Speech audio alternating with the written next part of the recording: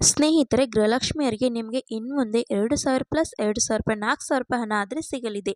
ನಿಮಗೆ ಯಾವ ರೀತಿಯಾಗಿ 4,000 ರೂಪಾಯಿ ಹಣ ಸಿಗಲಿದೆ, ಈ ಒಂದು 2,000 ರೂಪಾಯಿ ಹಣ ಕೊಡುವುದಕ್ಕೆ ಕರೆಕ್ಟಾಗಿ ಕೊಡುತ್ತಿಲ್ಲ, 4,000 ರೂಪಾಯಿ ಹಣ ಯಾವ ರೀತಿ ಬರುತ್ತೆ ಏನು ಅನ್ನುವಂಥದ್ದನ್ನು ಸಂಪೂರ್ಣವಾದ ಮಾಹಿತಿಯನ್ನು ಈ ಒಂದು ವಿಡಿಯೋದಲ್ಲಿ ತಿಳಿಸ್ಕೊಡುತ್ತೇನೆ.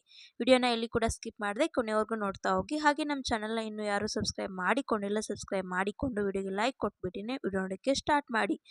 ಸ್ನೇಹಿತರೆ, ಏನಪ್ಪ ಮೊದಲನೇದಾಗಿ ಅಂದರೆ ಇಲ್ಲಿ ಗೃಹಲಕ್ಷ್ಮಿಯರಿಗೆ ಫೆಬ್ರವರಿಯಿಂದ ನಿಮಗೆ ಕರ್ನಾಟಕ ಸರ್ಕಾರದ ಕಡೆಯಿಂದ 2,000 ರೂಪಾಯಿ, ನಮ್ಮ ಒಂದು ಕೇಂದ್ರ ಸರ್ಕಾರದ ಕಡೆಯಿಂದ 2,000 ರೂಪಾಯಿ, ರಾಜ್ಯ ಸರ್ಕಾರದ ಕಡೆಯಿಂದ 2,000 ರೂಪಾಯಿ ಈ ರೀತಿಯಾಗಿ ಹಣ ನಿಮಗೆ ಬರಲಿದೆ. ನೀವು ಕೇಳಬಹುದು, ಕರೆಕ್ಟ್ ಆಗಿ ಬರುವಂಥದ್ದೇ, ನಮ್ಮ ರಾಜ್ಯ ಸರ್ಕಾರದಿಂದ ಸಿದ್ದರಾಮಯ್ಯ ಸರ್ಕಾರದ ಕಡೆಯಿಂದಾನೇ ಕರೆಕ್ಟ್ ಆಗಿ 2,000 ರೂಪಾಯಿ ಗೃಹಲಕ್ಷ್ಮಿ ಹಣ ಕೊಡುತ್ತಿಲ್ಲ. ಈಗ ಮೋದಿ ಸರ್ಕಾರದ ಕಡೆಯಿಂದ ಅವರು ಯಾಕೆ ಹಣ ಕೊಡ್ತಾರೆ ಅಂತ ನೀವು ಕೇಳುವುದಾದರೆ ಸ್ನೇಹಿತರೆ, ಈಗ ನಮ್ಮ ರಾಜ್ಯದಲ್ಲಿ ಗೃಹಲಕ್ಷ್ಮಿಯರಿಗೆ 2,000 ರೂಪಾಯಿ ಪ್ಲಸ್ 2,000 ರೂಪಾಯಿ ಹಣ ಆದರೆ ಕೊಡುತ್ತಿದ್ದಾರೆ.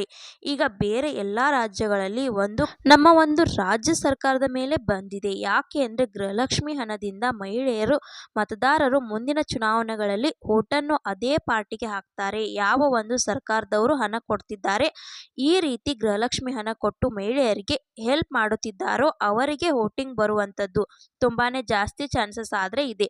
ಆದ್ದರಿಂದ ನಾವು ಒಂದು ಕೇಂದ್ರ ಸರ್ಕಾರದಿಂದ ಒಂದು ಯೋಜನೆ ಕೂಡ ಕೊಡಬೇಕು.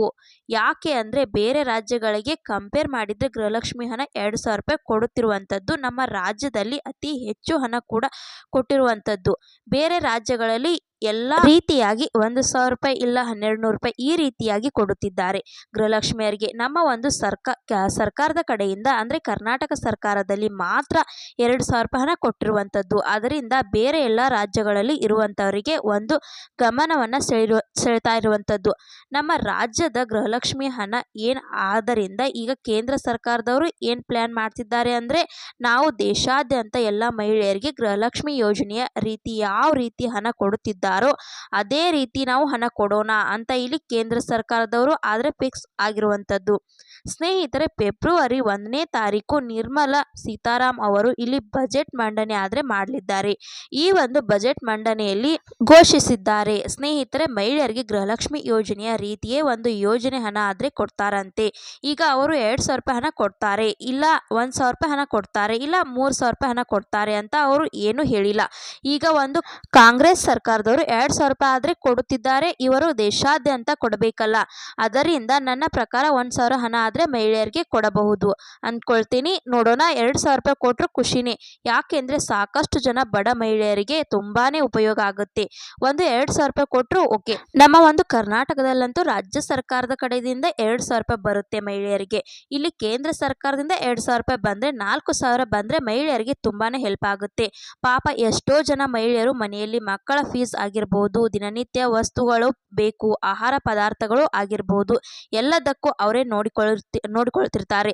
ಮನೆಯಲ್ಲಿ ಪಾಪ ಸಾಕಷ್ಟು ಜನ ಮಹಿಳೆಯರಿಗೆ ತೊಂದರೆ ಆಗುತ್ತಿರುತ್ತೆ. ಇನ್ನು ಕೆಲವರಿಗೆ ಮೆಡಿಸಿನ್ಸ್ ಬೇಕಾಗುತ್ತೆ.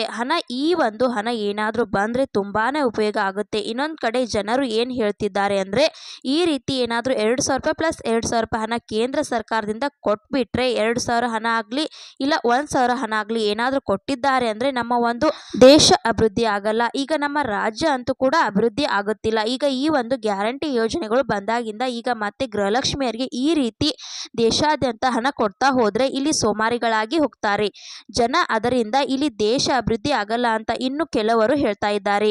ಈ ಕುರಿತು ನಿಮ್ಮ ಅಭಿಪ್ರಾಯಗಳೇನು? ಪ್ರತಿಯೊಬ್ಬರು ವಿಡಿಯೋಗೆ ಲೈಕ್ ಮಾಡಿ ಕಮೆಂಟ್ ಮುಖಾಂತರ ತಿಳಿಸಿ.